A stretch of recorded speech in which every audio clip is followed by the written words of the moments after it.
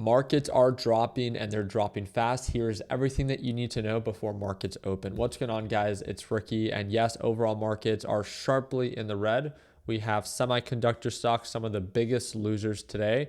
We have SMCI down 6.5%, NASDAQ market down 3%. And if I'm not mistaken, again, let me pull them up very quickly.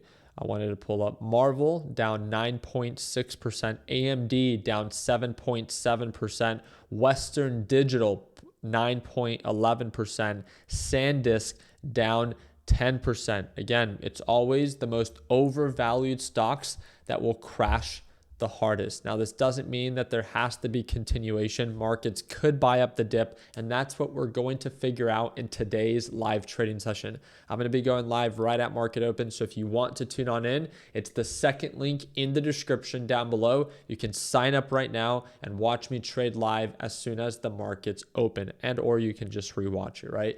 With that being said, why exactly is the market selling off? It's because of the South Korean markets. SPCX crashed nearly 10%, marking the third largest crash in index's history. Over 800 trillion of Korean dollars wiped in a single session. Samsung down 12%, SK down 12.5, Hyundai down 12.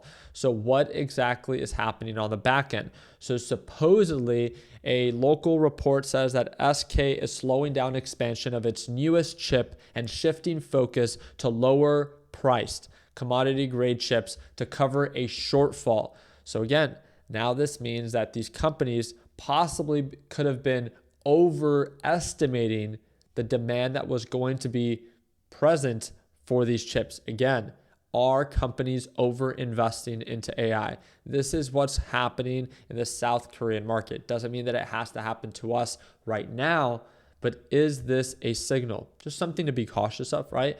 On top of that, Korean investors had been buying chip stocks with record amounts of borrowed money using leverage after regulators had already warned the sector that yes, the rally had run too hot.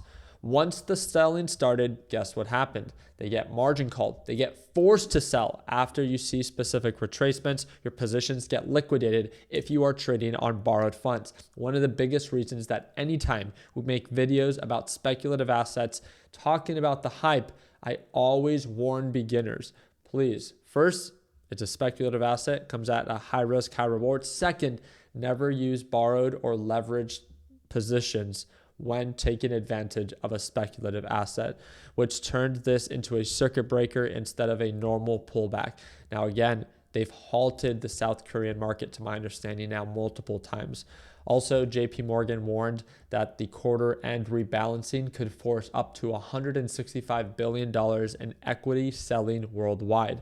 On top of that, we have a hawkish Fed. 9 out of the 19 policymakers are projecting at least one rate cut this year.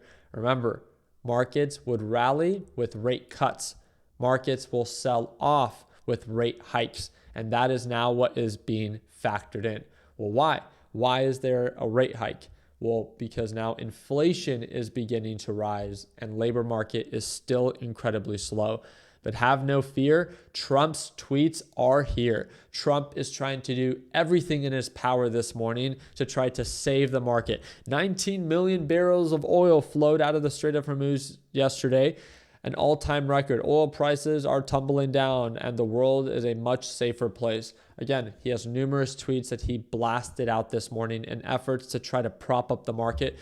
We will see. Markets are oversold enough, down 3%. That is a significant downturn that, normally speaking, it normally doesn't get too much worse from this, traditionally speaking. Now, of course, anything can happen. We could see continued selling pressure if more fear gets injected into the market, but that is exactly what we want to pay attention to in our live trading session.